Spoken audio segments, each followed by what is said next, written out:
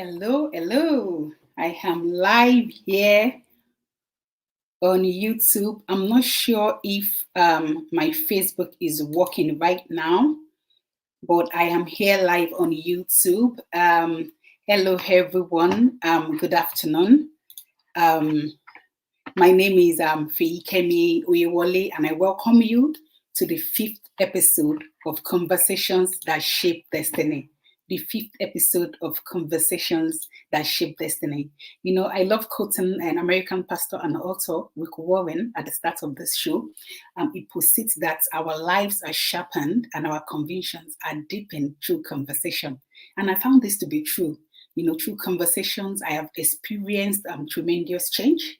And by listening to conversations, I have received clarity. So having conversations are good. The interesting thing is that Rick Warren, whom I love to quote, wrote the book, The Purpose-Driven Life. And today we are talking about purpose. My purpose is the reason I got up this morning. My purpose inspires me to listen, to learn, to change, and to grow. My purpose guides my life decisions. It influences my behavior, shapes my goals, offers me a sense of direction, and ultimately creates me a beautiful life. And the reason why I'm having this topic today is because I want your purpose to do the same for you. I'll be joined today by Pastor Mrs. Olabode. Pastor Mrs. Olabode, also known as the Purpose Midwife, is a certified John Maxwell speaker, coach, trainer based in British Columbia, Canada.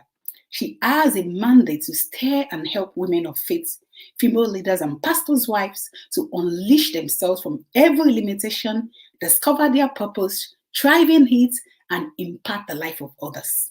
She is set to stir up and help at least 10,000 women by 2031. Can you imagine that? Someone is fulfilling purpose. She is the CEO of Olabode Consulting International, a consultancy that provides training, speaking, coaching services, and is also an author of 5 books. She is the founder and host of the Unleash Yourself, an online series which seeks to equip people with practical ways of unleashing themselves from limitations of life so they can fulfill their life calling and impact lives. She is also the founder of Olabode Impact Foundation, a non-profit organization that impacts teenagers, young adults, and women. She is also co-pastors the Evidence Church International with her husband, David Olabode, and they have 4 great nations. I'll be sharing our website to you later, with you later, but at this moment, I think what I'm just going to do is just to invite, she likes to say Ulu Olabode, to the show. So in the next 30 seconds after the countdown, the person you're going to see next is Pastor Mrs. Olabode.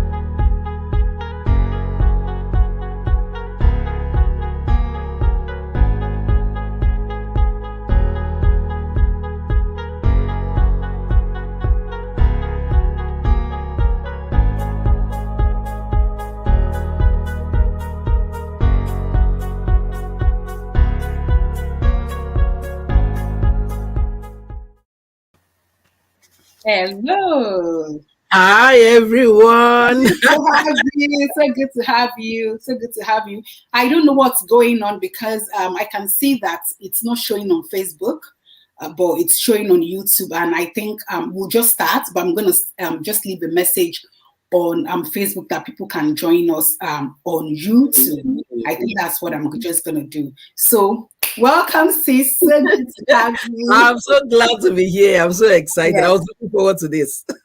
You know what? I love you. I love your energy. I love your spirit. God bless you. Thank you so much, for doing this. Thank you so much for being passionate, about us, about every other person. And thank you so much for even answering the call yourself, because it is because you have done so that, we are able to do so, right? So thank you so much and welcome. In a nutshell, I know I've introduced you. I just read through your bio, but I just wanted to just say something about yourself, before we start today. Okay. I always like to introduce myself I always like to say, I am the daughter of the Most High God. That's my biggest thing. Everything I do stems from the fact that I'm a daughter of the Most High God. And really, that's the foundation. Like you've heard in my bio, I'm a mom, I'm a wife. And really, who else am I? I'm a speaker, I'm a coach. So many things rolled up in one, but they all stem from the fact that, you know what, I am the daughter of the Most High God. That's like my biggest role that I love to just enjoy and just relish with. And so today we are ready for Very ready. purpose. Very ready. I am the purpose midwife. We are very ready, honestly. We are very ready for today. Amazingly, we are ready for today. And you know what? I just want you to, I want you to start this way. I want you to start this way. I want you to share with us. Why purpose? Why? Why do we have to think about it, even in the first place? Why is it important? Many people do not know, honestly. You'll be surprised that I know people that have reached out to me. They don't even know where to start. They don't even know what their purpose is. So why purpose? Why is it important? Can we start with that? Okay. So I think two ways I can start with that is I'm going to share a little bit of my story. Good. Because sometimes I think that's the way that I can just explain it. Good. You know, I always love to quote a verse. That verse is the day I found it. I just found that it's like I can't get away from it. It's Romans 8:19 from the Passion Translation. It says that the entire universe is standing on tiptoe, earnestly waiting for the manifestation of the glorious sons and daughters of God. Yes. Yeah, I said they're standing on tiptoe. They are not just standing there. They are tiptoe means that you are waiting. And so I found this verse, actually, I found that translation last year. But before then, sometime in 2015, I just got to a point in my life whereby, you know, I just felt like I was restless. I was tired of just, you know, going to work, coming back home, and just living this status quo, and then waking up the next day and just doing the same thing all over again. I felt like there had to be more to life. They just had to be. And so I felt this restlessness, but you know how it's like you're saying now, I didn't even know where to start. I don't even know what this is about. I had no clue, but I just felt like I needed to just pull away from everything, because sometimes when we're so busy, we we can be going, like my husband would say, you can be busy and not productive. Yes. So we're just going, like the hamster on the wheel. We're just going, but there's no productivity. I felt like I was just moving and there was no progress. And so I pulled it when I said my husband, I said, I need to take time off work. So I took time off work. And when I did, I said to God, you know what? I'm going to sit at your feet every day, God. I need to hear what you have created me to do. And why am I sharing my story? Because you will see what I mean by why we must live a life of purpose, why we must. And so as I took time off work, as I would sit there, I remember the first day I sat there, I'll take the children to school, come back home, sit at the base of my stairs, and then just say, God, show me, tell me, what did you create me to do? Day one, I had nothing. Day two, I had nothing. But on day three, I said, God, if you don't tell me, I'm going to keep sitting here. I need to hear, because I'm not functioning as I need to be. I just felt like there's more. But guess what? On day three, he said to me, remember you used to write as a child. I'm like, write as a child? We're talking about what did you create me to do? You're talking about writing. What does that have to do? And so, as he said, yes, you used to write as a child. I said, God, I haven't written in over a decade. When I was little, I used to write books. I used to write fiction books. And I said, when I grew up, I was going to publish them. But that never happened, because life happened. And so I just kept on going with life. And so, as I said, he said, yes, you used to write. So when you're going to pick up the children from school this afternoon, what I want you to do, I want you to stop at the dollar store. So almost like the Poundland in the UK, almost like the low income store. Just stop there and get 3x5 index cards. And I want you to come back here and sit with me. And I will tell you what to do with those cards. It didn't make sense. I'm like, God, this is just like, this doesn't make sense. I'm asking you what's my purpose. You are telling me to go and buy index card. Like, to do what? So, but I've found from the little I knew from God that when he gives an instruction, you just follow. You don't need to understand it, or you just follow. And so as next, I bought those. I was excited. I went to buy the cards. I came back and I'm like, okay, what are we doing with these cards? Because like you said, my way to converse with God is conversational. I've always, I converse with him like I talk to my earthly father. Just talk. I found that worked so well. Yeah. And so I'm like, oh, what are we doing with these cards? He said, every day I will give you a verse. You will sit here and you would write whatever the verse I give you. I will download to you what to write concerning that verse, and I will give you a prayer point regarding that verse. And as I do, guess what? Now you would understand. I'm like, God, this doesn't make sense. But I started writing that day. That was August 2015. Guess what? I started to write. And before we moved to Canada, when we were in the UK, I had lost some dreams. I had actually stopped dreaming as a person. I had wanted to be a teacher because we're moving to Canada thinking, okay, I was going to be able to use that to leverage, to just do a change of career. But I had gone on this practicum. The first practicum was fine. My second practicum was awesome. I had even gotten a job. I had gotten a job. Wow. As a reception teacher. I got onto practicum 3, and my supervisor was just supervisor from here. I call her woman from here. She insisted I was not ready to graduate. I had passed all my assignments at school. I had done everything was done except this practicum. She insisted, you are not ready to graduate. And she told the external examiner, she's not ready. And so they gave me 2 options. You either leave, the course and come back next year and do this one practicum. So I'll waste 1 year, or you either come back or you just leave. And I went home, I cried, I was down, I was sad, I'm like, Lord, why would you let this happen? I started this course when I was 7 months pregnant with my 3rd son. And here I had gone through that challenge.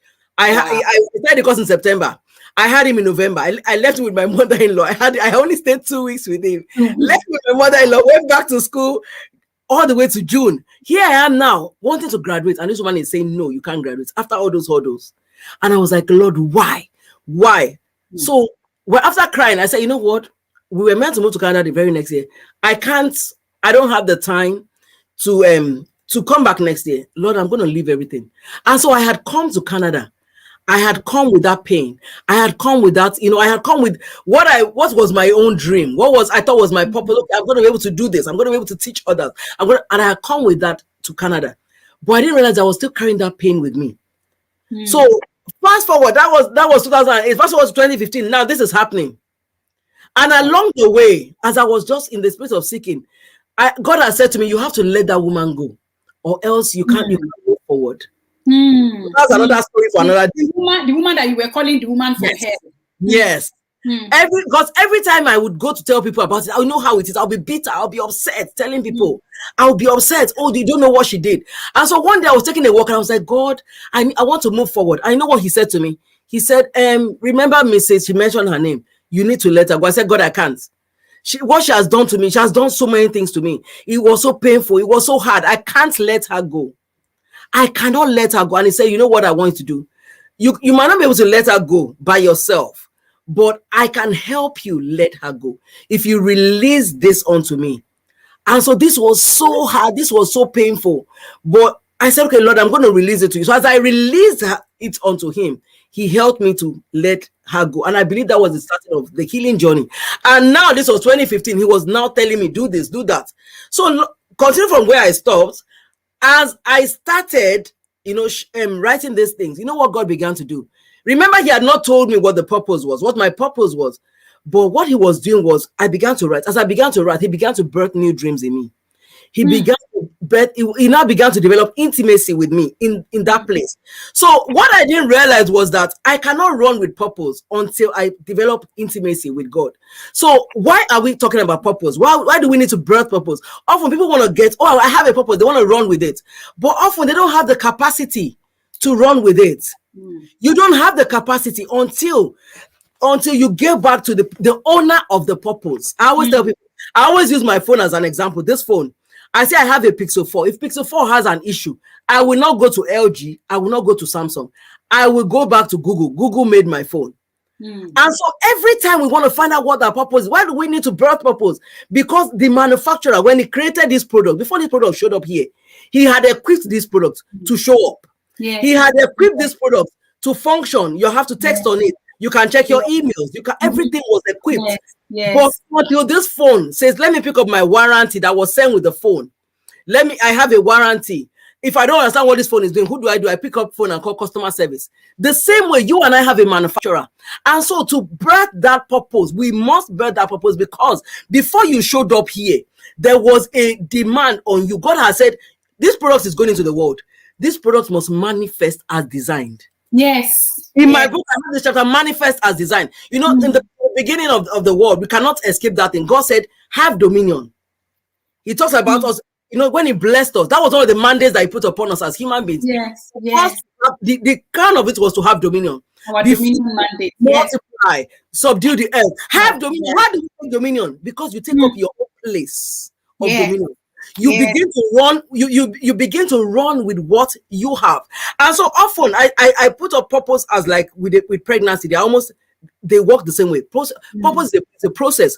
So you must say, okay, you must birth purpose, because there is something that God has put on the inside of every one of us.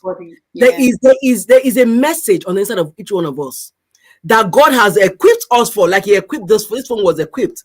And until we begin to run with that purpose, we cannot birth it. And you cannot birth that purpose until you go back to the owner of the purpose and say, how do I discover what this purpose is? When a pregnant woman gets pregnant, she has to discover that she's pregnant. We do pregnancy test. We will check. Am I pregnant? Go and check. Am I pregnant? I find the process of pregnancy is like the process of purpose. So you don't people say, why do I need to? You need to, because if you do not birth the purpose that God has put on the inside of you, if you do not, you will die ordinary. Remember, I read that verse at the start. Yes. The world is waiting on each one of us. When we showed up here, we have showed up equipped. We are showed up full. We have talents on the inside of us. We have abilities on the inside of us. People have songs on the inside of them. People have stories on the inside of them. People have books on the inside of them. How does this manifest? When you line up yourself with the reason why God originally intended for you to be here, that is when you begin to discover all those things. My sister, do you know what God told me when I said, okay, what have you created me to do? He said, now you want to know, I will tell you. Because in the past years, I had done so many things. So I said, so many of us are running with things that we're not even called to do. I had done a lot of things, but until I came back to him and said, you manufactured me. And there was a purpose for which you made this phone. There was a purpose for which you made Oluolabode. What is that thing? Purpose. Now he began to birth it. Yes. And the discovery comes in the place of that. And that birthing is a process which I'm going to talk about. It starts with conception. So when you talk about birthing, it's like I said, it's like pregnancy. You have to conceive the idea. Where do you conceive the idea? You conceive the idea in the place of intimacy. I often say a lot of people run with purpose, oh, you don't know your purpose. But you can run with a glimpse of it that you might think you know. But for you to run with the fullness of it, you must ask the one that gave you that purpose. You must ask your manufacturer. You must ask the one that designed you. You must ask the one that actually put that purpose on your inside, because without asking him, trust me, you cannot find out the fullness. You can run with bits and pieces of it, but the fullness of it can only be found out by asking your manufacturer. So in that place of discovery, so you have where you conceive it. Okay, what have I been called to do? What do I need to do? You go into that place of saying, I need to discover it. How? As you go into the place of saying, God, what have you made me to do? He takes you on a journey of discovery. A pregnant woman goes on a journey of discovery. Oh, I discover I'm pregnant. Now, what do I need to do? That's how purpose is. What do I need to do? So God takes us on that journey of discovery in him. Now you begin to rediscover who you are. Look at me. When he took me back to that place, he didn't just tell me, oh, this is what you've been called to stir up women. He did not give me all that. He did not tell me anything. He said, sit with me. What was the sitting there for? The sitting there was for me to now, he now began to remind me of who I was. This is who I have created you to be. This is who I made you to be originally. And I want you to return to that originality. This is not, a pregnant woman is pregnant. The child is not only about her. When you tell your husband you're pregnant, he's happy. Your children are happy. They're going to have a sibling. Exactly. Your mom is happy. They're going to have a grandchild. So purpose is not only about me. It is about the world that I'm going to birth this purpose to the world. So it is more about my world. It is more about the people I've been called to impact. But I can only find out all of this in the place of discovering this baby. So you want to birth the baby, but you have to first discover, Oh, I'm pregnant. What do I need to do? Now you begin to understand that baby. A woman that's pregnant, what does she do? Now she begins to read books. Now she begins to learn. What do I need to do? Oh, okay. Oh, this is what happened in the first trimester. This is what happened in the second trimester. This is what I need to do. I need to register for antenatal classes. And that is how purpose is. You cannot just jump up and start going. You must learn from your manufacturer. You must learn from coaches and mentors. You must sit there. And so it starts from that place of discovery. You discover who you are. You rediscover who you are, actually. Because you already were somebody who God created. You rediscover who you are. You rediscover the gift He has put on the inside of you in that place of discovery with the Master. And so intimacy, I always say, you cannot really discover your purpose. You cannot really birth purpose in its fullness without intimacy. Without intimacy, you cannot birth purpose, because He's the one that will be directing you, that will be leading you, that will be telling you, that will be shaping everything you need to do. And I found it is one step at a time. One step at a time. He's just leading you. Like, I don't understand. So with me, He started with that writing. And as I began to write, He said, okay, August, okay, this. When I had been writing, and then I remember in August, He said to in October, He said to me, now you have been writing for a while. Now you'll be writing one card a day. Now you have to write more. And I'm like, Lord, where is this going? And then I remember at the end of August, He said to me, now you're going to start. This is going to actually be a devotional. I'm like, okay, I can't do this. And He said the devotional has to be ready by the 31st of December. 2050. I'm like, no, this is not possible. This is not possible. He's taking me on. He said, yes, it is possible if you agree to let me help you. I said, Lord, okay, I agree. I'll let you help me. And so as I agreed, He said to me, calculate how many days are left in the year, between October and December. How will I do 365-day devotional?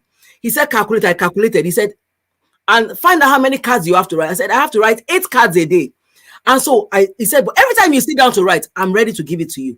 So I committed. I had to commit to the discipline of sitting there. And so people want to run with purpose. People want to birth purpose. It's a process. You cannot skip that process. So I will sit there and He would download to me every day, and those cards will be written. And I found out the more I sat with Him, the more he showed me who I really was. The more He showed me the gift, the more He showed me. He did not tell me yet what my purpose was. So He was developing roots. He wanted me to develop roots in Him first, so that I could develop the capacity to run with that purpose. I love that. And so on the 31st of December, truly the book was finished, the devotional. And I was screaming, I was shouting, I was so excited. I was not shouting because I wrote a devotional. I was shouting because for the very first time, I felt like I had seen what I had been called to do. Remember, He had not told me. And so I was just on a journey. And so I found that purpose is a journey. You want to birth purpose. It's a journey, like a pregnant woman. It starts with that conception. She's discovering who she is. She's discovering who the baby is. The baby starts to kick. And she's discovering who this baby is in her. And then guess what? As she's learning about the baby, something begins to leap in her. Excitement begins to leap. Her mindset it begins to change. Oh, I'm going to have a baby. Her husband gets excited. She begins to talk to the baby in them. So God is doing a work. And so purpose is the same way. It's a process that you birth part time. It's part time. It's a journey part time. So you move from conception. You begin to understand it. You have to nurture the purpose. Like I said, through coaches, you need to find out what training do I need to get? Do I need to get to help me on this journey? I want to birth it. So we have not even gotten to the place of pushing out this purpose, but we are still on this process of like a pregnant woman will be. I want to birth this baby. And so as I did, I'm like, okay. So after I finished, I said, okay, God, we're done 31st of December. We are done. So I don't have to write anymore. He said, no, this is just the beginning. We are just starting. We are just starting. One nothing yet. I'm like, okay. He said, now we're going to write the next book. And I'm like, okay, I don't get it. You still haven't told me what you've called me to do. But by now, I was excited because I felt like I was on a journey. I didn't know yet what he called me to do.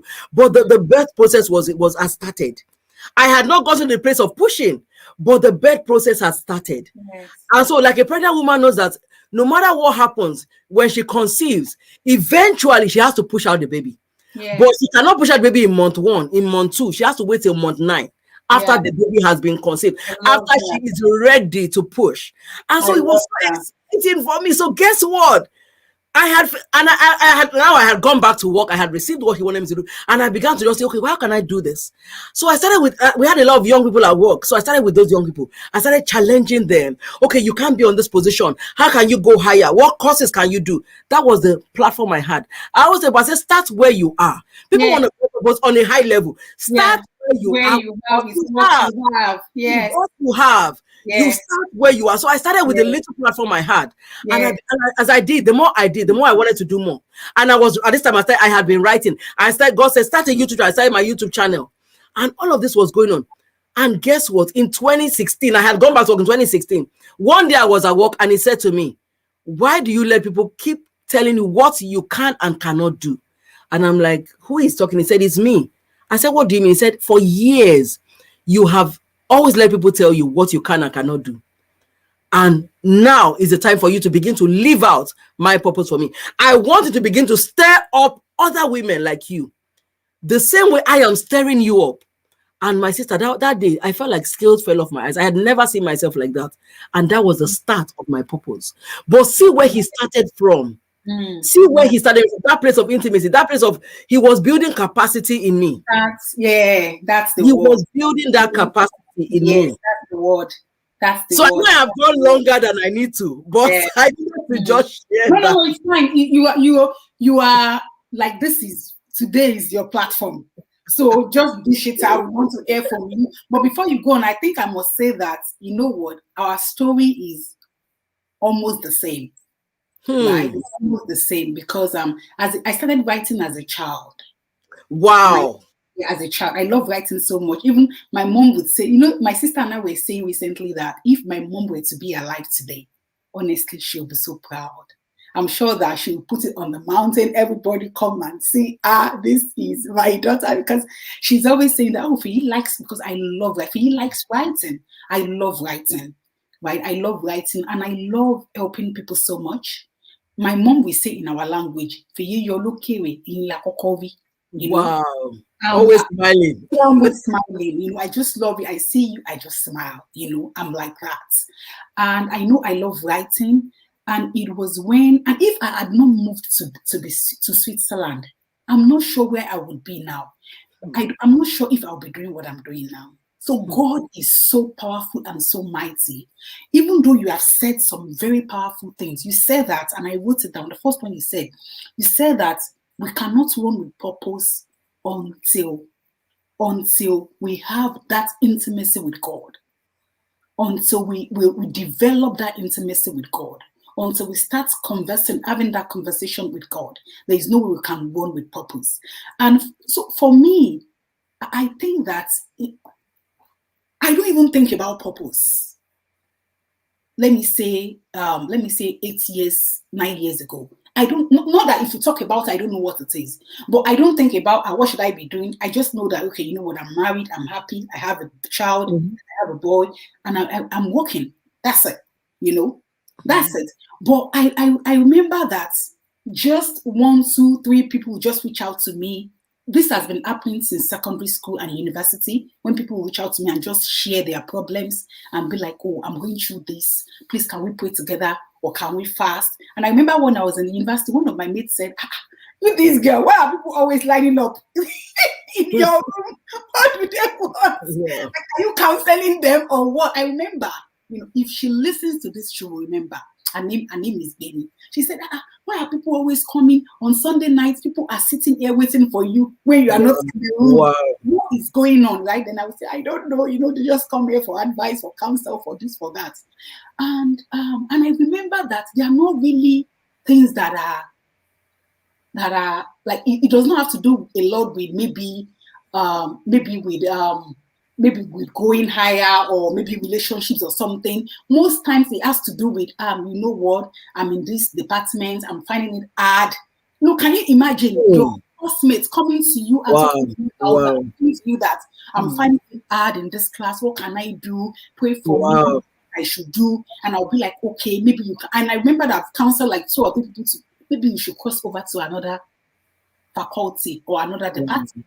if you know that you cannot cope in this department that you have. I remember very well, So then when I moved to Switzerland, then all this just started coming back to me. So in my own case, God brought it to my remembrance. He said to me, girl, you're doing nothing. You're not fulfilling purpose. Yep. Okay. Okay, I'm not fulfilling purpose. Yes, this is not where you should be. This is not what you should be doing. I want more for you. I want to send it to people. I want your life to inspire people. That's what I want to do. But until you start, these people cannot be inspired. Yep. And that was how I started that journey. And because I know that I write very well, then I started, because I don't like talking. I don't believe I can face the crowd. I don't believe that I can even be here and say 2 words, right? Honestly. And so I said, okay, you know what? I can write. Right. I was behind that gift of writing. So I said, writing is fine. I can push everything out. Nobody, they don't need to see my mouth. They don't need to see my face. And I remember that at some point, too, some people will come, like you said, that people will tell you what to do. People were kind of like pushing me to do more than the capacity that God has given me at that time. So then you burn out. I was just growing. And sometimes when you're not careful, when you allow yourself to be pushed, or when you look at other people and try to copy other people, you will bat something that is premature. Yes. We're going there. Yes. So I just said I should just share my own with you. And that was my experience. So I'm just going to leave the platform to you, and please carry on. So you can see what happened. Imagine, look at where he started from. Look at where we got to. And from your story that you just shared now, is like the same thing. Yeah. He has a way of, it brings it back to your remembrance so that you can't say, oh, I didn't know. Yes. Oh God, I didn't know what you wanted me to do. Yes. And so as it did, I found that I felt like I didn't really have the capacity. But I just found like, for me, it was one step after the other. And so I often have people saying to me, oh, but I don't know where to start. And I always say, just start from right where you are right now. Start from. So I found out, like I said, to birth your purpose. Now we've gotten to that place of discovery. We're enjoying it. Oh, I've discovered what it is. But that's just the beginning. Yeah. You must understand it, which is what the pregnant woman goes to do. She now understands that pregnancy. You must understand it. I know what, after you understand it, you must nurture that which has been given to you. So without nurturing it, guess what happens? You might, like we're saying right now, without nurturing, you might not be able to even handle what God is going to put in your hands. And so I found that birthing purpose really is, you just said, okay, part-time, what is God asking me to do right now? What is he asking me to do? Because there's going to come a time. During that time, between the time of conception and the time of delivery is preparation. And so when you conceive it, when he gives it to you, you've discovered what it is. You understood what your purpose is. Now you must prepare for where he's taking you. Often people don't want to prepare for where God is taking them. And so in the place of discovery, I mentioned the questions you have to ask. Now when you come to the place of understanding it, that is the place of development. You must develop that purpose that he's putting in your hands. How do you develop it? It brings you in contact with other people that are doing what you're doing. You might say, oh, who is doing what he's calling me to do? What can I learn from them? How can I get better at this that God is calling me to do? What exactly does he want me to do? Looking at what someone else is doing. And he would often give you a blueprint if you ask.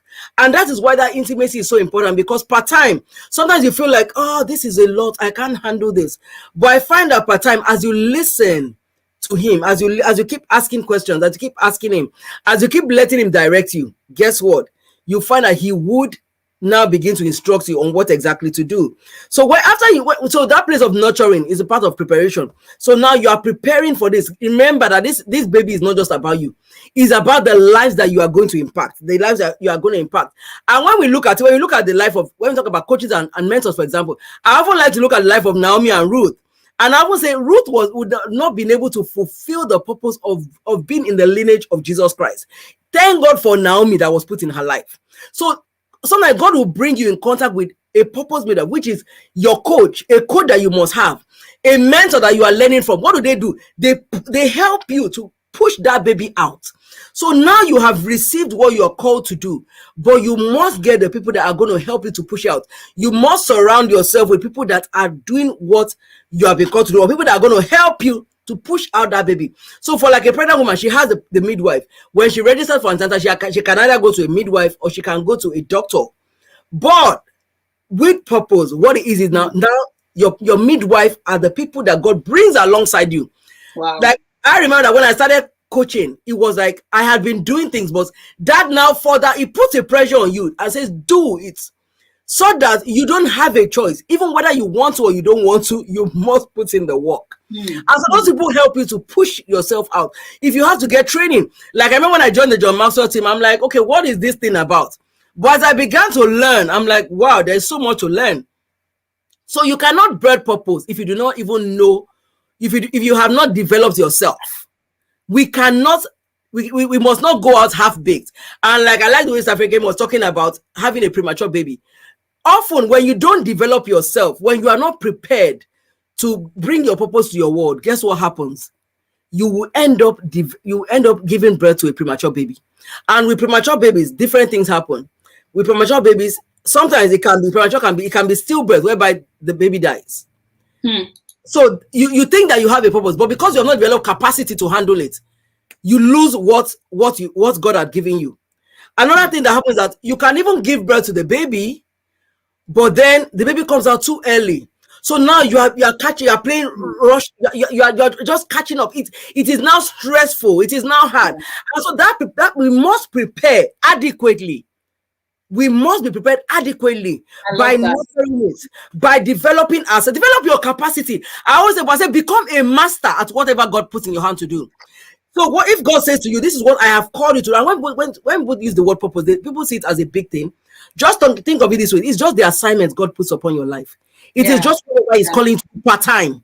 It is what He's calling you to. It's what He's saying, this is what I want you to do. This is what I am calling you to do. And He would give you the strength to do it. If it is God that is giving it to you, He will give you the ability to do it. He will give you the strength to do it. And He will give you the resources to do it. Yes. But He will not take out the responsibility of you developing yourself. You must develop yourself. You must develop your capacity. He will not help you read for your purpose. He will not help you be consistent in your daily routine. Because now you have to think, what am I going to do daily to make sure that I'm a master? I am a master at what God is putting in my hands. So for us to bring forth a healthy baby, I gave birth to a beautiful baby, we must put in the work. We must diligence. Imagine a pregnant woman, she does not eat right. What's going to happen when the baby comes? You're going to she's smoking. You find some women when they're smoking, when they're using hard drugs, when they have the baby, there are complications when the baby comes out. Yes. And the same way with purpose is the same process. You don't do what you're meant to do, guess what happens? There can be complications. Yes, that's true. And so you want to adequately prepare yourself. Get into that place of becoming a master. How can I become a master at this thing that God is putting in my hands to do? I must learn all I can learn. I must grow as I can grow. Yes. Consistency compounds. I must be consistent. At putting in the work day in, day out, when I feel like, when I don't feel like. I remember when I started this purpose journey, it felt like, I didn't really know. But I found that as I began to do, say, what else can I learn? How can I be the best person to be able to deliver to my world? Remember, your world is waiting, but your world does not want premature. Your world does not want half-baked. At all. Your world cannot handle, and because your world cannot handle premature, you must be fully formed before you show yourself. But when it comes to that time of pushing, you must be ready to say, okay, now I have been developed adequately. Now I must push out this baby. So we talk about discovery, we talk about development. Now you must deploy yourself. You must live out that purpose. You must live it out. How do you live it out? You serve it to your world. That is how you do purpose. You must live it out. You must serve it to your world. And like we said, you cannot serve half cooked food. So you must make sure that you are developed fully. And development is a continuous thing, but to a level, you must be developed. And then you begin to serve it. I find, and that's why we talk about service. It's one thing that what my coach and I like to talk about a lot, service. I found in the place of service, as you serve it to your world, you serve it by writing about it, you serve it by speaking about it, you serve it by sharing it, you serve it by inspiring others with it, you serve it by being mentors to others. Yeah. I find as you begin to serve whatever you think is your purpose, God begins to refine it. Yes. He begins to refine it. He begins to open opportunities to you. He begins to give you new dimensions to it. And so birthing purpose is like, and so when it's time now, you push it out. But as you push it out now, you have to now begin. It's almost like you're beginning process all over again. Now you begin to nurture what you have. That's when the nurturing starts. That's when the nurturing starts. I love this. I love this. After pushing out your purpose, right? Then the nurturing starts. So it's continuous, it's a continuous process. Yes, yes. Because the day it stops, the day you stop growing, the day the purpose stops, that means that you don't have to be alive anymore. Why does he have to keep you here if you don't have anything to do? There's no reason. Yeah. And another thing I forgot to add was that purpose is a journey. So sometimes people see other people, like you mentioned earlier, looking at other people. Sometimes people see other people doing things. You are comparing your own day 1 with somebody's day 60. You're comparing your own year 1 with somebody's year 12. Yeah. You're not thinking of what they have invested in themselves. Exactly. In the silent years. They are silent years. Exactly. They are silent years. I started learning about all of this. I remember in 2015. I started doing all that God had come to, but I did not have the fullness of it. I did at that level I was able to do. But I found the more I was doing it, the more he opened opportunities. And so I found that wherever we are, we must be content with that level part-time. I love that, part-time. But we stay hungry, but at that time, yes, yes. We have to be content, but of course, when we yearn for more, but not in a way that is detrimental. Yes. Even to our purpose itself, right? Yeah. Yes. Part-time, because or else you're going to find that you're going to be comparing yourself with somebody else. And what comparison does is that comparison, I believe it kills creativity. Once you start to compare, everything God has called you to do, you begin to see it as nothing. And because now you see it as nothing, you would not be able to even accomplish anything that he's called you to do. Because now you are saying, what you are saying that mine is not important. Oh, look at what Fakem is doing. That's what I want to do. So now as you abandon yours will not grow anymore. And so when we push out the baby, we must make sure that the baby remains healthy.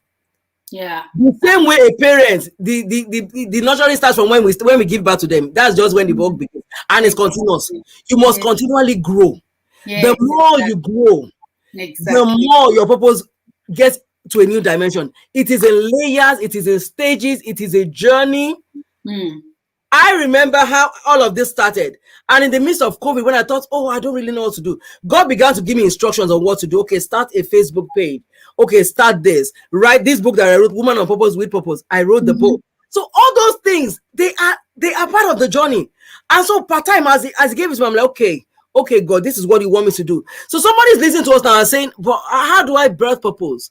I don't know why I keep coming back to it. I want to encourage somebody out there and say, you know what? Start. What has God committed into your hands to do? Even throw that word purpose, I just think, what has God committed into my hands to do? What is God calling? What does my heart yearn for? I have 6 ways to discover purpose. You look at your childhood dreams, like we talked about, both of us writing as a child. Look at the pains of your past. What is it that you've gone through that you might say, oh, this is a pointer to my purpose? I call them 6 pointers to purpose. You are looking to your manufacturer. You look to your childhood dreams. You look at your past pains. Maybe you have gone through abuse, and now God is saying your pain, what you've gone through in the midst of your pain, that is where your purpose is. There are people that are going through what you went through, and you don't want them to go through it. Wow. And so your purpose is in the midst of that pain. So just look at it and say, could it be what I went through in the past? Now we come to what are you passionate about? So there are there are 6 pointers that I call pointers to purpose.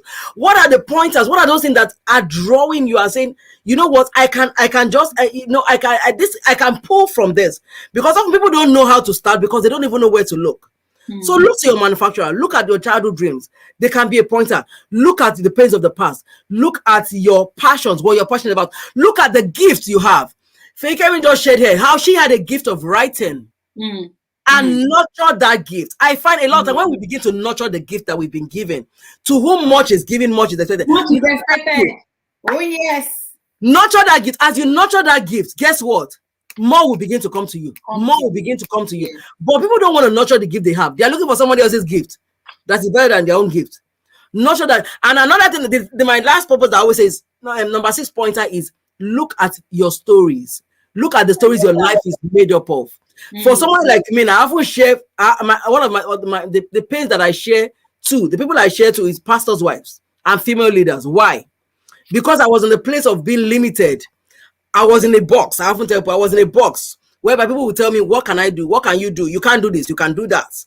I used to love to dance as a child, but when I became a pastor, I believe that people will tell me, "Oh, you can, pastor." The people don't show up like that. Oh, people, you have to be quiet. You have to be, and it's you have to be humble. You have to be humble. That's the definition of humble. And that's humble in quotes. Yeah, that's the definition of humility. Yeah. He stifled my originality, but God began to revive that in me. I said, "No, you have to be original, you."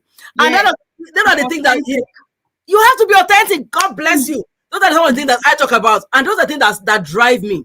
That, you know what, I'm only going to show up for the audience of one.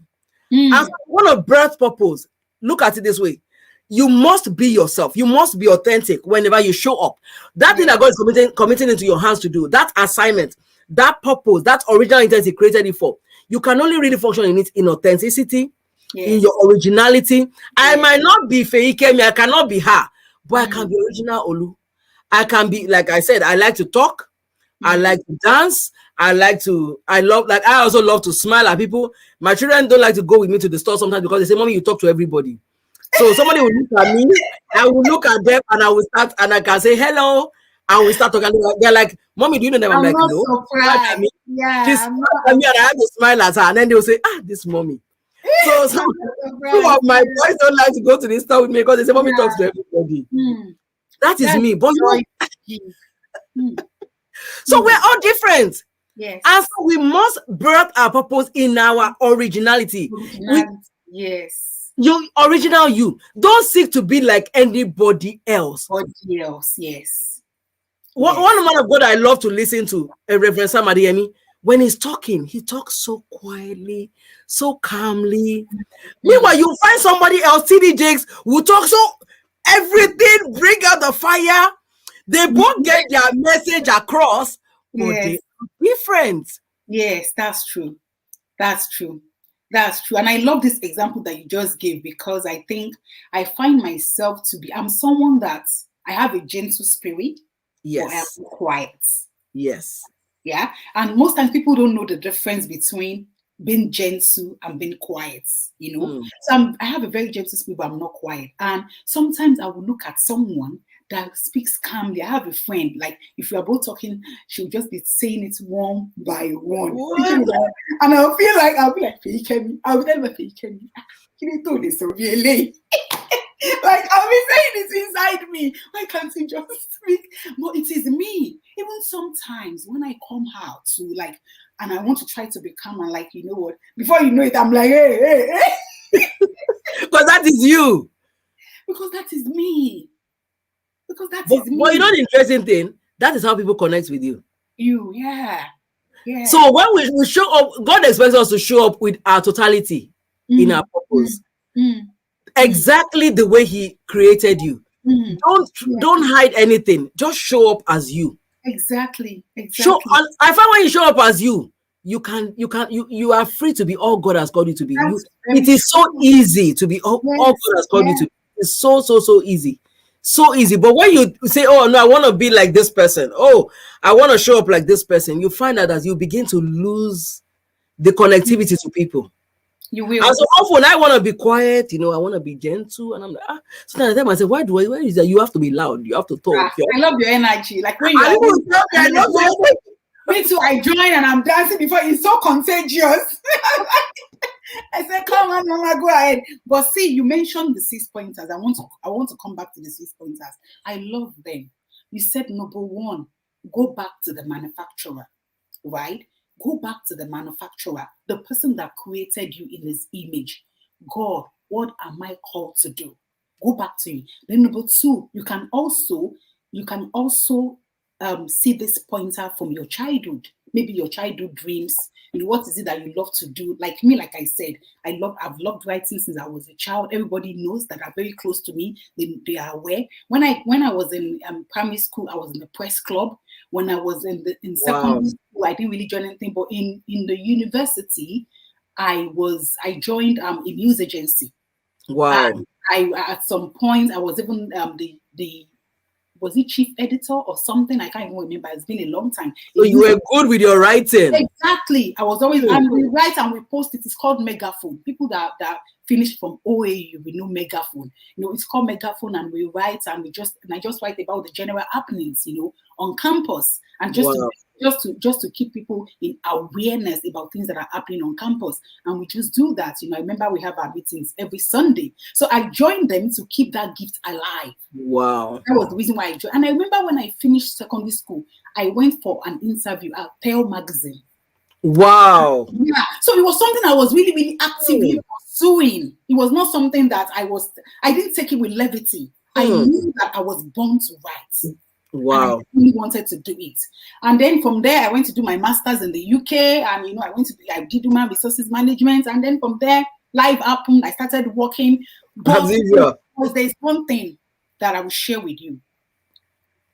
Every organization I found myself up until now, they always commend my writing. Even ordinary emails. Ordinary emails. As a result of that, I've been points of contact to members of the public, to this organization, to that, just because I write well. Wow. So I know. So are you listening now? What is that thing that you do so well? You may even begin to write for people. Become a ghostwriter. Yeah. I have this, because imagine you writing for people that wants to put an important message out there. You're fulfilling purpose. No purpose is small. I said it. Yeah. Nothing is small. And none is inferior to another. Exactly. I love that. None is inferior to another. None. Thank you for that. I love that. None is inferior to another. So that is number 2. Then you said number 3, pain of the past. Pain of the past. Remember Treasured Possession, Tolu Osula. Yes. You may have read that book. Yeah, yes. What she's doing now, because she remembers the pain of the past, everything that happened as a child. And now she is now like targeting youths. Yeah, I love what she's doing. Exactly, fulfilling because purpose. of what she went through. Because of what she went through, fulfilling purpose. Now in the lives of youths out there, saying to them like, "Come on, you don't have to be that way." Yeah, because God has called you to be this way. Yeah, powerful. Thank you so much. That's number 3. Then your number 4. The number 4, you said, "What are you passionate about?" Like I said, a childhood dream, you can also be passionate about it. You can be passionate about other things. There's some people, they love the word of God. Yes. They love the word of God. And you see when they're sharing the word of God, you'll be like, you can just make it, a big deal. Start sharing.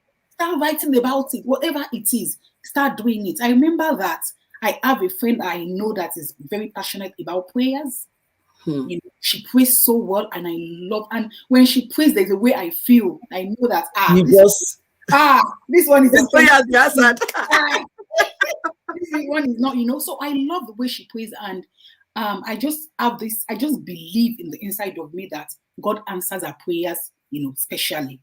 And then I supported her to nurture that gift so much so that when I had my first program in Geneva in times like this, I invited her over.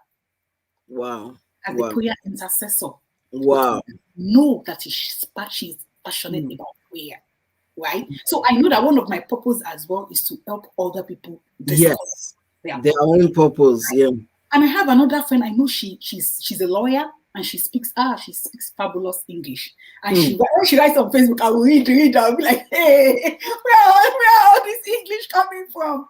So when I wanted to edit my recent book, I just reached out to her.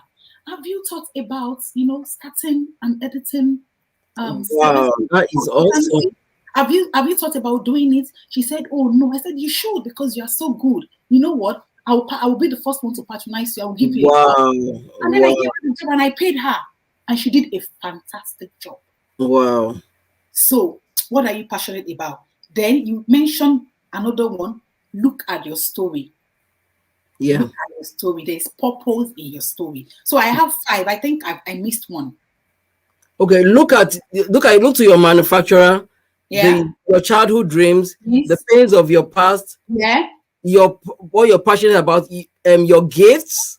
Your gift, thank you. Because sometimes you have a gift, but you're not even really passionate about it. So exactly, gifts, it's true. Your gifts, and then your stories. And your story. Perfect. This and I actually have a free workbook on that. So I'm going to send the link to you so we can give it to people. People can go and download the workbook and it would also help as well.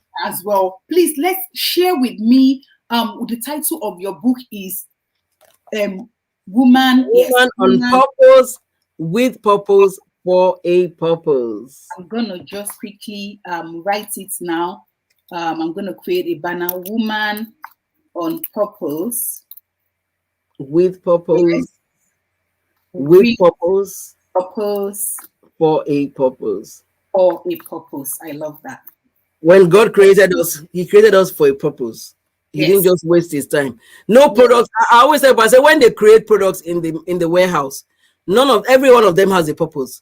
The manufacturer doesn't just create anything, and you find that they always test the product before they let it go out.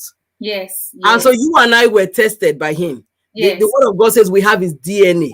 We have His DNA. Exactly. The word of God says that He looked at us and said, this was good. Everything He made was good. And so we were tested. He made sure that we were good for us to show up here. So when you show up here, you must manifest what He said was good in you.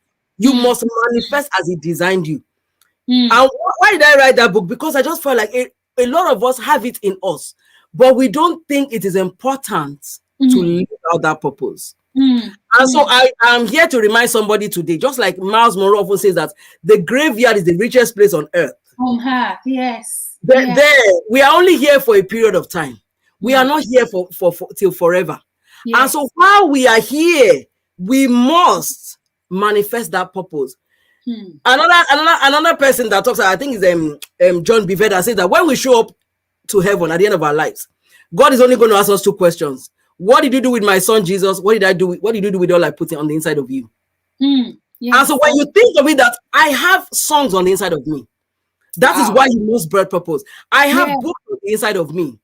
Yes. I have a message on the inside of me. My world is waiting. Yes. I must bring this forth, because when He made me, He sent me out as a product that was full. Why would you waste the resources that God put on the inside of you?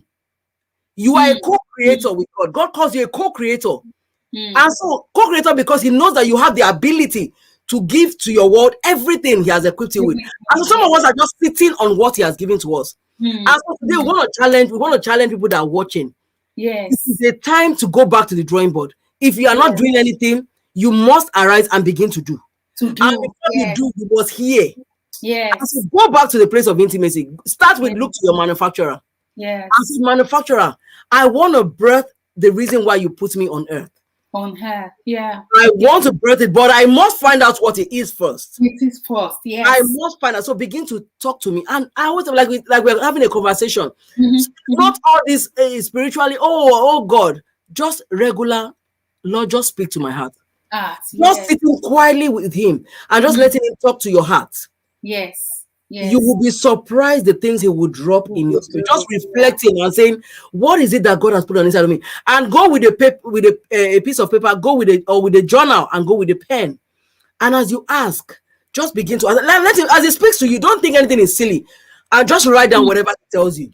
That's what I found. Sometimes we make this thing so complex. We make it so complex, but sometimes just simplicity of just saying, like I often use the example, when the child wants to talk to their dad or their mom, they don't use big English. They just talk. Yes. How do we think when we go to God, we have to use big English? Yeah. Just talk. He's your father. He's waiting to hear you. He's like, the picture he often gives me is a picture of a daughter and a daddy just sitting and talking. And so we can always just say, God, I've heard about this purpose thing. I don't even know how to go about it. I really want to push out all you have put on inside of me. I want to die empty. I want to live fully on the earth. But I need you to tell me what you've created me to do. And so I want to have a conversation with you. Just speak to me. Speak to my heart. And just let me know. It might be what you're already doing right now that you have not even taken notice of. Oh, yeah, that's true. And it might be something else that he's been trying to get your attention. But like you said, he was trying to get your own attention, but you just Yes, don't at do all. anything. Yeah. Thank you so much. Thank you so much. And another thing I think that it's important for us to talk about is um most of the time, like for example, I've had someone asked me, how do you do it, Kenny? You've got 3 boys, you have a full-time job, and I don't know how you do it, I don't know how you just do it. Tell me. And I see that she really wants to try, and she tries, but along the way she just falls, and she just everything just gets upside down and Yeah. everything. I'll be like, so if you are here and you're thinking, what do I need to do? How do I even start? I have this idea in my head, but I don't know how to even put it out. I don't even know where to start. Or I know where to start, but I don't have the time because I have to do this, I have to do this. There's something John Maxwell called the law of trade-off. Yep. You And need to choose. I love that law so much. I love it. And I honestly, it changed my life. Yeah. I'm telling you, it changed my life so much so that all the unnecessary things, because there are some things that are not necessary for you, and you have to trade them off for your. You have to do away with them to allow your purpose work. Yeah. To allow you concentrate on your purpose. Yeah. As I'm talking to you now, I have disabled what's it called, Netflix. Maybe another 3 months I can react. I deactivated it. Another 3 months, taking up your time. I will activate it again anytime I feel like watching something. You know what I do a lot of time when I'm in the kitchen. That's when I watch movies. My children are surprised. You know why? I'm thinking I have to be cooking anyway. Exactly. I'm either watching a message, I can watch my movies. So I don't feel like I'm taking extra time. Exactly. So you have to find something that would work for you. That's a very good one. Yeah, that's a very you see. So sometimes we just have to do away with some things. Yes. And most of the time our calendar is so busy, so full, so much so they are busy and full with things that are not really necessary. And they are taking up space, and we leave out the things that are important. Our purpose, we leave them out. But no, our purpose should be the one on our calendar. They should be the one on our schedule, right? And there is time for everything. I have accepted that there is time for everything. I know my mantra is life comes in seasons. I always thought that was how I started in 2015. I would say to everybody, life comes in season, and no matter season you find yourself. You have to take 3 important steps. You see God in it, you embrace it, you learn from it. So everything is seasonal. There's a time for everything. And this is the time for you listening to birth your purpose. The moment you birth it, like Pastor Olu said, the moment you birth your purpose, right? You start nurturing it, you start developing it, you start, what else do they do with it? You must deploy, serve it to your word. You start serve deploying it to your word. Thank you, Ma. Serve it to your word. It becomes so easy. Yeah. It becomes so natural. Please bear me witness that sometimes you will just sit down and God will just say, do that. Don't even. In fact, as you are talking, the one that came to me was that I remember in January there were some things that I did, and someone tell me and said, "Oh, you are doing? How come you are doing all of this?" I said, "Anything you see me show up and do is as directed." Exactly. It's because you are led. I don't just start and do something because I don't want to just waste my time. I don't want to burn out. So anything you see me is God directing it. So, but when you are not even focused on what am I meant to do, you won't get it. And thank you for what you shared. Talking about scheduling, actually, that was what helped me to be able to start on my purpose journey. Because when I started going back to work, I had a full-time job, 40 hours a week, and I was working graveyards. But because God had birthed that in me, because now he had helped me to push it out, I knew that I had to nurture that purpose. And so I started in the place of writing. How was I able to do that? I would go to work 10 p.m. to 6 a.m. to 7 a.m. Come back home, I would sleep between 8 and 1. And I scheduled to write every single day. Was it easy? No. Was it fun? No. I had to pick up the children at 2:30. I had to make dinner. So I scheduled everything. So I found out you have to be intentional about whatever. If you want to live out purpose, if you want to birth purpose, you have to be intentional about it. You have to schedule what works for you. What like you say, whatever doesn't work for you, cut it out. That schedule, it changed my life. I began to say, my life was built on a schedule. Whatever was not in my schedule, I did not do. Because I was a full-time pastor's wife. I had 4 children. I still have to go to work. I still have to fulfill this purpose. I still have to function in my other activities. How was I able to do it? Because I had to be intentional about what was important. Focus. In fact, my husband shared one quote with me 2 days ago that I still haven't got over. He says, focus on your focus until your focus becomes the main thing. I'm like, hey. Okay, wait. Please, can you share that again? Focus. Focus on your focus. Yes. Until your focus becomes the main thing. Until your focus becomes the main thing. The main thing. Because what happens is that focus, what you focus on is where your energy goes. Yes. Is that right? Yeah. Yes. Because what you focus on is where your energy goes. I agree. And so, like you said, part-time, life is in seasons. So what is God calling you to do right now? Focus on it. Yeah. You want to birth it. As you focus on it, he will begin to show you how to align every other thing to come around that thing. I love that. We don't just do purpose. We are living life. Life is still happening. So how are we able to still fit it in? Because you focus on the important and you take out every other thing that doesn't need to be there. To be there. Yes. And you know what? I love what you just said because honestly, I'm so blessed. I'm so blessed because now what you said provoked a thought in me because you also added that our purpose is a journey. Fulfilling purpose is a journey. And imagine God having like this journey of maybe he has scheduled like 50 for us. And we have not even started now. That is just coming to my mind now. That imagine 50 assignments. And God is saying, Feikemi, Olu, I want you to finish this one because you have another one. Another one. Another one. Because as you're finishing one, growing in that level, right? Then you finish up and God sees, okay, well done. Okay, I can give you another one now. And that is the reason why you are able to do all you're doing. Yeah. So the point that you've now written a book and you've written like not only one, not only 3. It's one assignment after the other. Yes. So it's important for people to know that, for you listening to know that your purpose is so big and it's a journey. And God is counting on you to fulfill each and every one of them. I love that. Yes. You do not start now. What are you When are you going? I love your Miles Monroe's quotes. And that's the reason why he said that there are so many, that the graveyard is the richest place. That's why he said that. Because who died and with everything. With everything, on the inside.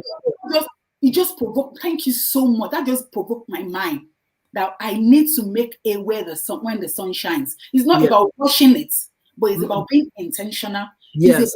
That word saved my life. That intentionality. Ooh, I don't even want to go there. That's one of my keywords. That intentionality is so key. It helps you to just be on right now. What do I need to be doing part-time? It helps you to zero out every other thing. Just throw it away. You know what? Somebody asked me, and I hope that we've not answered. But let me just, because they may be watching and I don't want them to say, oh, she didn't ask my question. So somebody asked me, let me go to my WhatsApp because she sent the message to my WhatsApp. So somebody asked me and said that my question is, what do I even do? I have all these ideas. She said that she has all these ideas running in the inside of her. Everything running. And I'm sure you've answered, but I just wanted to emphasize on it again. But she does not even know where to start. She does not know who to go to, who to talk to. Sometimes she's even afraid to reach out. Okay. So the first thing I'm talking about is being afraid. The first thing she needs to throw out is fear. Because the word of God says fear has torment. When you're fearful, you cannot think. When you're fearful, you cannot create. When you're fearful, you are, how would I put it? You kind of zone out everything. You can't do anything really. And so I would say And that's why it's so important to have a notepad and a pen. Hmm. I find that even with me, God is always dropping ideas in our hearts. Like for me, whenever I love to go for walks. And whenever I go for walks, God drops so much in my heart. He often would drop so many ideas. You know what I do? I write them down. Yes. I write them down. And so you do a brain dump. What is a brain dump? Everything God is dropping in your heart, first of all, dump it on paper. Dump everything on paper. So when you don't dump it on paper, you can't even see it clearly. So often, in fact, sometimes when we even dump it on paper, we already get clarity just by looking at it. Yes. I have found out. You're right. So you know what I'm talking about. Yes. When you dump it on paper, you start to have clarity. It's like when you want to write a book. When you do your mind map, which is dumping it on paper, you begin to see clearly how the way in which the book is going to go. So that is one biggest thing is, first of all, dump everything on paper, saying, okay, I don't know where to start. Then the next thing I want to say is that the biggest person that I depend on that helps us is that the word of God says that the Holy Spirit is our helper. He's our guide. He's our God. He is, for me, he's the biggest piece of it because he's the one that leads you. And so I often, and that's what I talk about, you always have to go back. You always have to go back and say, Lord, what's the next step? So first of all, she needs to say, okay, God, you know what? You've given me all these ideas. Pull away from everything. Take out a few days. Not pulling away from work, but just pull away from the busyness and take some time to just reflect. And let God speak so much to us in the time of reflection. He speaks so much to us in the time of just being quiet. So you might just need to just pull away from all the busyness. Take those ideas to God and begin to say, okay, God, you gave me all these ideas. What do I need to do first? What is this? And as he gives you the idea, whatever he says to you, begin to write it down. You would find that often clarity will come just by that sitting down and reflecting, because often we are too busy to hear. He might have been giving you the answer, but you are too busy. So she might want to pull away from everything. Pull away mind. When I say pull away, I'm not saying pull away from work from home. I'm talking about your mind. Your mind, declutter your mind. Exactly. Declutter your mind. Just like I do this thing every day. I call it daddy-daughter thing. It's just 10 minutes of reflection. I just sit there and just say, God, talk to me. Just talk to me. I zone out every other person. It is just me and you time. And the things that God says to me in that time, I'm like, wow. Sometimes they're like everyday things. Sometimes he'll say things like, finish what you started. You started that, you did not finish it. I'm waiting on you for this. So, like simple everyday things that I would not have heard if I had not sat there to just reflect. Yes, I love that. So sometimes you just need to just pull away from the busyness. Often you would get clarity. So let her brain dump on paper, get a journal, write everything as the ideas are coming, write on them. Before you even start contacting people, go back in, you reflect first, sit down with those ideas and ask God to speak to you. If you're a Christian, ask God to speak to you. You have the Holy Spirit. Speak to my heart. What do I need to do? Coming back to that conversation. I see why we need intimacy. Come back to that conversation. What do I need to do? What are you calling me to do? Let me give you a quick example before I finish up. The quick example is that when I went to this masterclass in November called Speak for Gold, and one of the things that God dropped in my heart was, I was driving out one of the days and he spoke to my heart and said, unleash yourself. You know, I had gotten into the car going to pick my son from soccer, and I just heard unleash. I'm like, unleash yourself. What is that? And he said, you had been asking me for an IG live, and you don't know what the name is. He said, unleash yourself is going to be an IG live, but it's not only going to be an IG live. It's going to be a book. It's going to be a conference. And he kept on talking. I'm like, well, okay, stop, God. But as he said it to me, guess what I did? As soon as I got to where I went to pick my son, I quickly wrote it down as he told me. Good. I still had no clue I did not have a blueprint for this, but I wrote it down. So guess what happened? I got home that day and I started to ponder. I took time to just sit down and say, God, what exactly is this thing? And as I sat there, he said to me, I wanted to just start first. So I sent notice to my graphic designer, please design a flyer. I don't know what is going to be about. God is saying, start this. Let's start. Now, where you are. I felt like we did not start like that. Procrastination will make you just not do it. You know you've forgotten it. That's true. Or fear, like you say, fear might even stop you.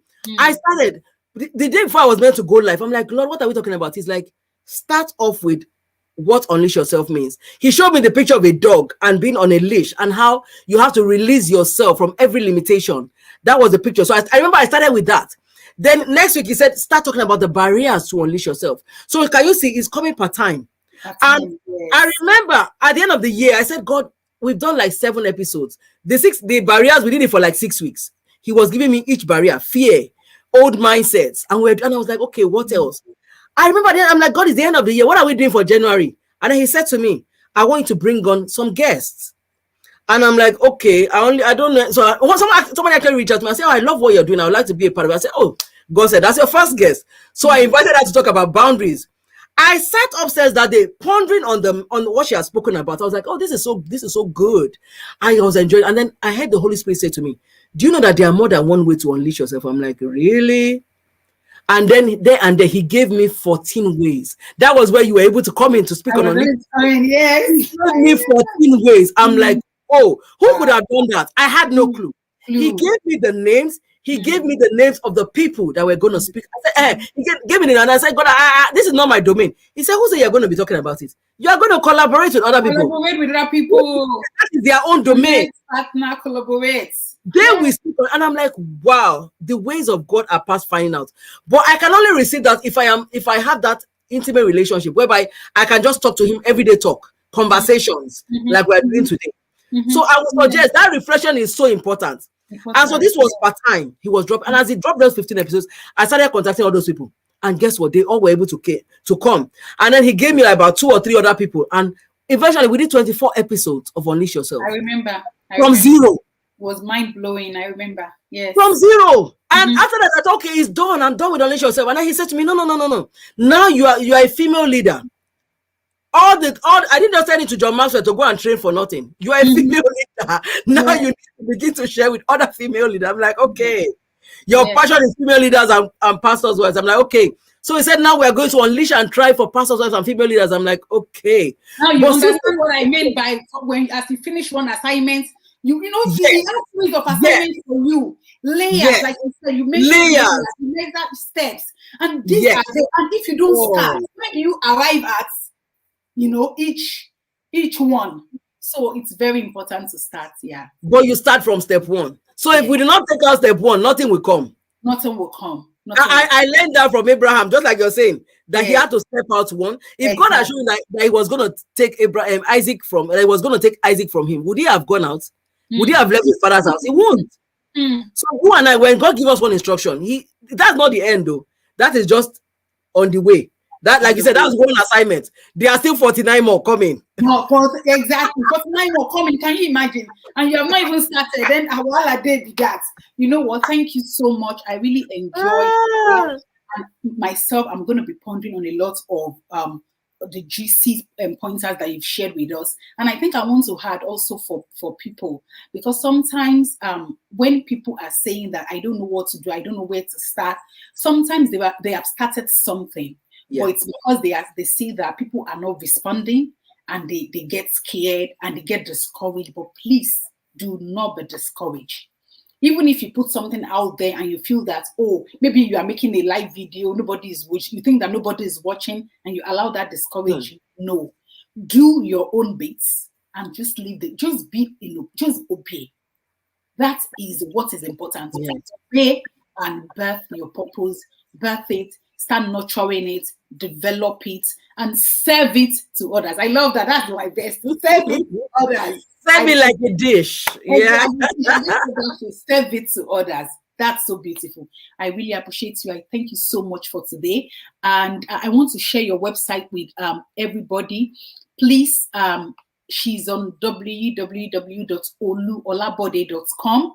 If you need our coaching services, to start your journey, to start fulfilling purpose, please go on our website, reach out to her. She's also on Instagram as I am Olu Olabode on Instagram. Please follow her, reach out to her, have a chat with her. Just go on our website if you need the services, and I can assure you that you're doing a very, very good thing. Thank you so much again. Thank you for the opportunity to share. I am so blessed. Thank you so much. Thank you for your energy. Thank you for your passion. Thank you for your smile at all times. It blesses me. I'm not lying to you. Anytime my Instagram says you are online, for the first time I'll say, okay, let me look at this. I'm sure she's smiling now. And thank you so much for that. Mm. Thank you so much. God bless you. God bless you for today. Thank you for your time. And please extend our greetings to Pastor. I will. I will. We love you all. And thank you so much. Thank you. Thank you. It's been a pleasure being a part of it. Thank you, everyone that's going to be watching and joining us. Thank you so much. So, and I'm sure that very soon we're going to have you again to talk to us about purpose, because it's not a conversation that we can stop. We can't. We can't. It's a conversation we can stop. Thank you so much. And have a very, very wonderful weekend. Thank you. Bye. Bye, everyone. Thank you so much, everyone, for staying with me. And I hope you enjoyed today.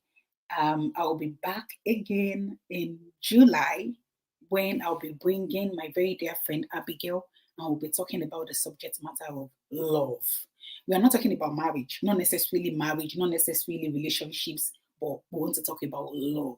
What is the mind of God on love? And who does God love? Or who do God love? Whatever way you want to put it, help me correct that English. So we'll be talking about love. So we'll see you, in July. Thank you so much for your help. Thank you so much for joining us. And thank you so much for staying with us. Bye-bye.